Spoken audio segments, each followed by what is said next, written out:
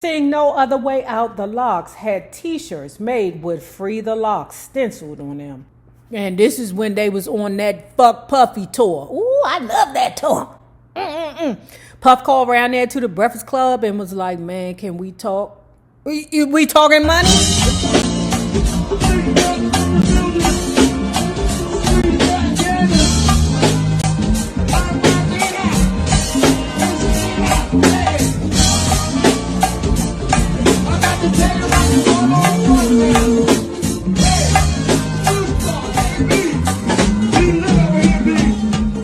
Hello there, love bugs. Hello there, bellas. If you have not already done so, please remember to like, share to Facebook, subscribe, and visit uptopbeauty.com.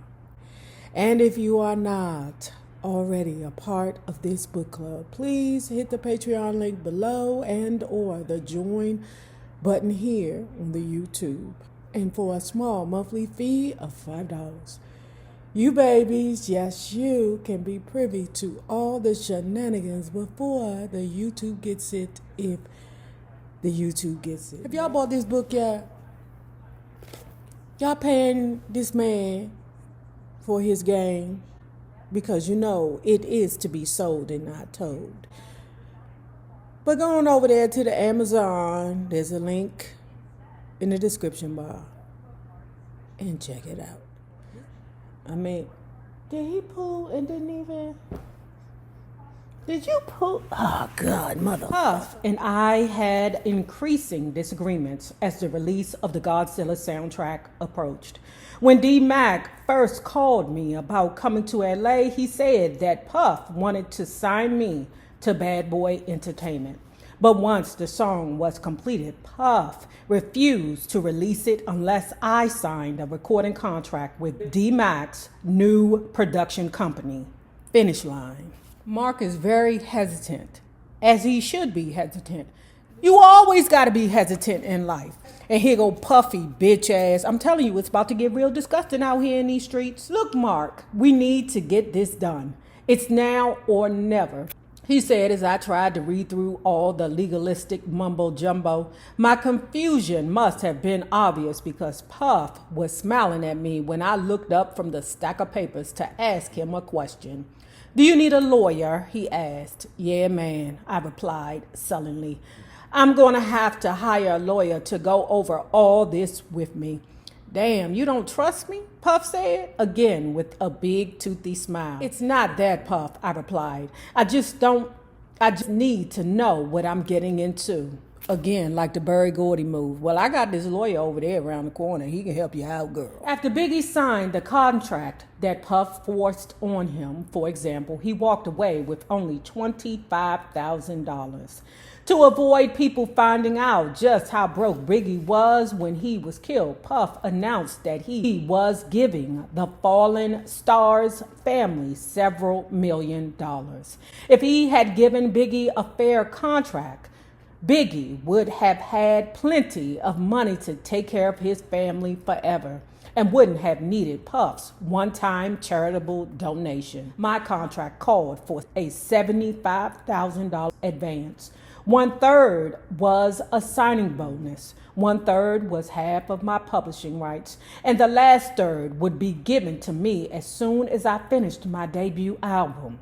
Since D-Mac's company took half of my publishing off the top, that left me with only $25,000. The minute that I signed the contract, Puff brought it from D-Mac. So I asked him, why didn't he just do a deal directly with me and do another deal with D-Mac? I have to take care of my friends, he answered. Y'all see that? Ooh, that is a goof. That's like when you got them groupies and the groupie girls want to hunch the star. They there for the star. But then, let's say the bodyguard be like, the only way you can get to Tupac is if you give me some of that vagina. And them dumb bitches do it. Fuck I gotta fuck you for? Why I need to F you to get to the Tupac? I'll pass. Welcome to Bad Boy, Puff said, grinning broadly, where dreams come true. Yeah, right, ninja. I was in a fall mood for days after signing. I knew that I had been ripped off, but I felt helpless. Puff tried to remove the edge off my anger by making me his protege.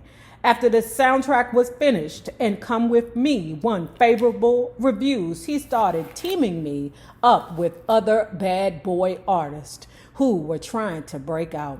A few weeks after Biggie was murdered, I was in the Bad Boy studio working with a brilliant artist named Robert Ross, better known as Black Rob. We were working on the songs Muscle Game and Down the Line for his upcoming Life Story album. Puff interrupted the session one day and said, "Hey Mark, let's roll. Kim's having a baby." He had been dating Kim Porter for a couple of years. She was a former model who had just broken up with a famous R&B singer.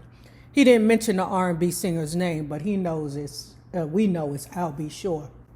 When Puffy first laid eyes on her, I'm not sure what Kim had in mind for the baby's name, but Puff had been telling people for weeks that he was going to name the baby after Biggie. On April 3rd, Kim gave birth to Christian Combs. Biggie's first name was Christopher, so I guess they reached some kind of compromise. With his star gone, Puff was desperately searching for someone to replace Biggie. He initially hoped it would be Black Rob, but Rob was having legal troubles stemming from crimes he had committed when he was homeless. Damn, like whoa. After I wrote Come With Me, Puff started banking on me to be the next big thing. He moved me into his old apartment in New York where he started Bad Boy. I soon discovered that I wasn't the only artist who was getting burned by Puff. It turns out, wait a minute, didn't he do the band in his apartment? Muscles was talking about that show, the band. Man, I feel so sorry for Dylon and the rest of them girls. It was one little cute girl. She was light-skinned, had a little chubby round face, but she wasn't chubby. She looked like she could have been mixed, but she probably wasn't mixed because, you know, us comes in all colors. You know, then they had Babs. Now, you know, Babs still does the Queen of the Ring, I think, y'all. Ooh, I love that battle rap, especially female battle rap. That's another thing that I found on YouTube that was my saving grace after my mom died. I just felt so bad for them. Like, for real, I couldn't even watch the show anymore because I felt like he was disrespectful. And Laverne Cox came from one of the series. It was I Want to Work for Diddy. Ooh, Laverne Cox, girl. What the fuck did Diddy have you doing on that show? Because you know he's old, nasty, eyes wide shut, mother hunchy. Laverne Cox.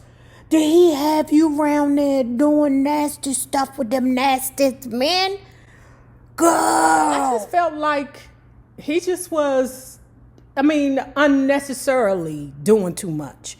And I guess in his mind, like I said, everything is a test that if you really want it, you're going to do over and beyond to get it. And child, in the end, they ain't get nothing. They didn't even get a hard dick or a piece of bubblegum. I soon discovered that I wasn't the only artist who was getting burned by Puff. It turns out that most bad boy artists, including Biggie, had damn near the same contract, a deal that gave Puff half of everyone's publishing rights. Nearly all the artists were complaining about something, either being deprived of their royalties, creative differences in the studio, lack of promotion, or something. One of the most popular hip-hop groups on the label, the LOX, short for Living Off Experience. I swear to God, I did not know that. I thought the LOX just meant, I don't know, that they was in jail or something, but now I know. Also has signed such a contract, Puff got half of their publishing. Let me tell you something. The LOX started going on a worldwide tour. Okay, we're going to discuss it later. But, ooh, child, I remember when the LOX was on the Breakfast Club. Ooh. I need to get back into watching the Breakfast Club. But anyway, child, the LOX was on the Breakfast Club, and I mean, they was not playing with that Puffy. And I'm very surprised that Puff pulled that bullshit on the LOX, okay? Because the LOX wasn't playing with him, all right? And they ain't to be played with. But let me continue. The group, composed of 3 friends from the Black ghetto in Yonkers, was fortunate enough in 1996 to get a demo tape to Mary J. Blige, who then recommended them to Puff. Puff immediately signed them to a 6-album deal after listening to a tape, but refused to allocate a budget for the group. Listen, let me tell you something. One of the greatest, and I mean greatest, bad boy hits was all about the Benjamins.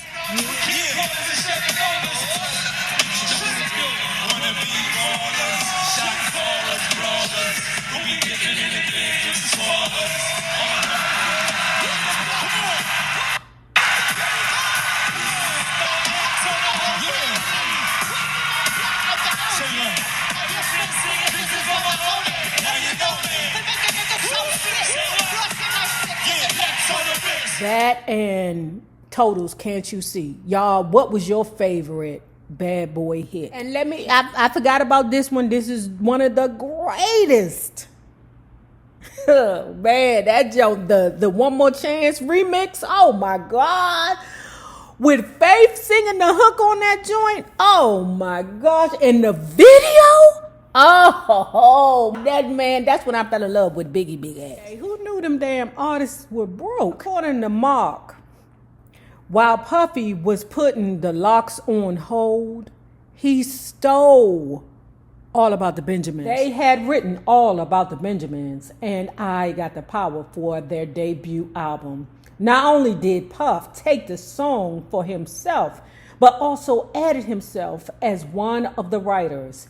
He also claimed credit on their first independent hit, We'll Always Love Big Papa, which appeared on the flip side of I'll Be Missing You. Papa and their 2 songs that Puff recorded garnered so much airplay that they felt certain that Puff would release their album by the end of 1997.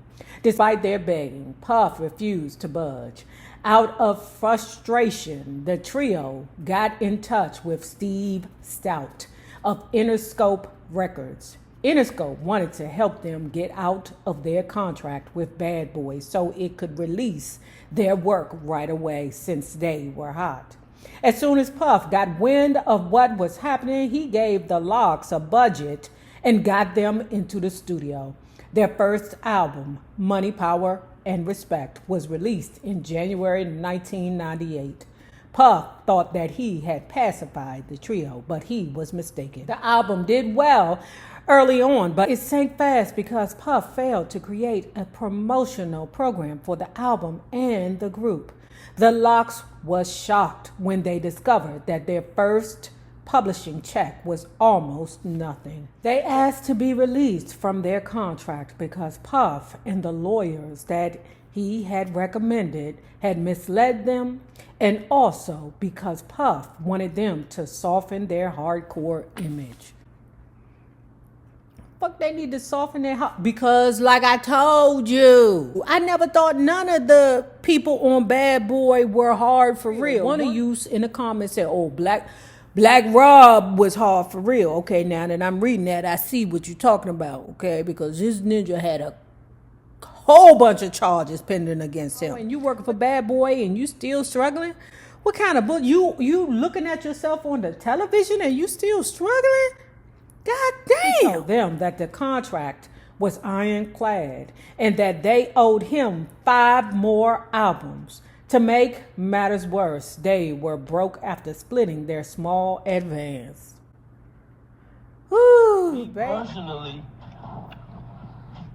I can't sleep sometimes. Like I lose sleep. Like I be ready to just black out. Like how long have you been? Have you had the conversations with Puff about trying to buy it back? He's so much of a gangster with the paperwork. He'll tell you one thing And then they tell his lawyer or people that represent him something else.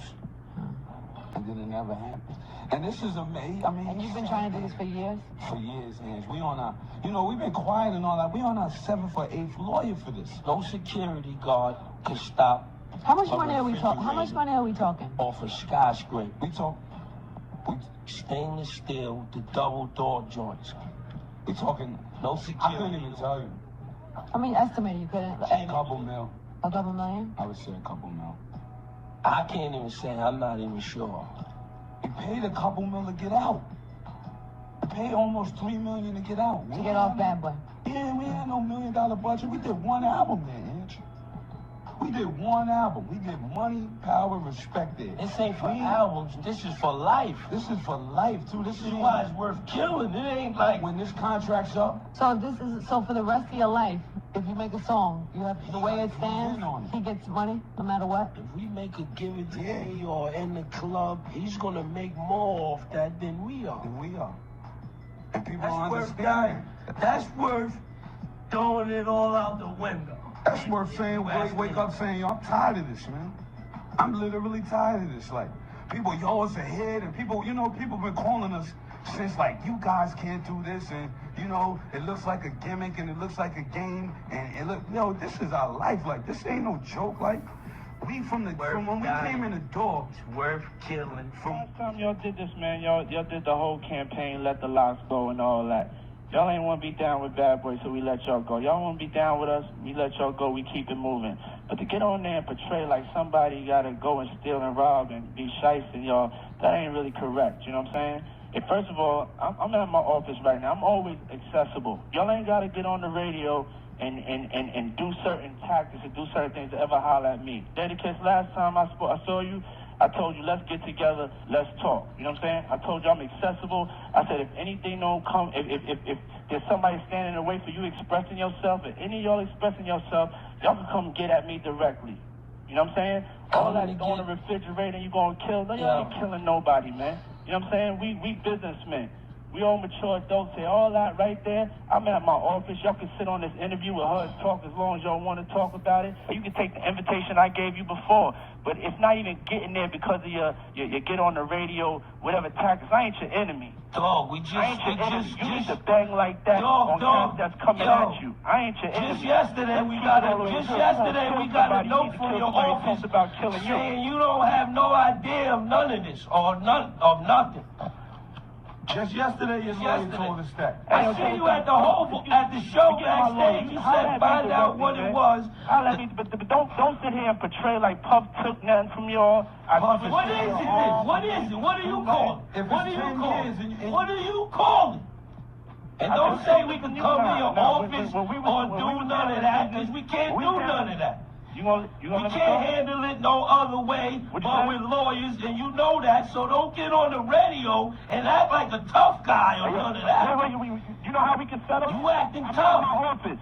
So why don't we stop talking on the radio?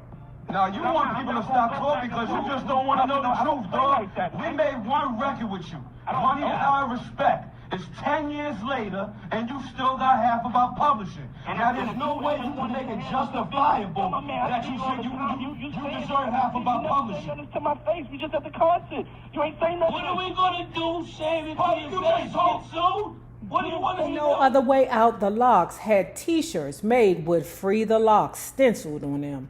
And this is when they was on that Fuck Puffy tour. Ooh, I love that tour. Puff called around there and was like, man, can we talk? We talking money? Them LOX, they ain't nothing to play with. That's why I was shocked, like, huh? Puffy, you was really showing your ass around here with the LOX. Puff dodged questions about the group's royalties, but sensing that he had been outfoxed by the LOX, he released them from their future album obligations. However, he held onto his percentage of their publishing. The LOX soon signed a deal with Interscope, thinking that better days were ahead. They didn't find out until after their second album was released that Puff was still legally entitled to suck their publishing dry. Nigga, how you go to sleep at night while you doing stuff like this to people? Mary J. Blige had been suckered into a similarly dirty contract when Puff brought her to Uptown Records. You say that you love me.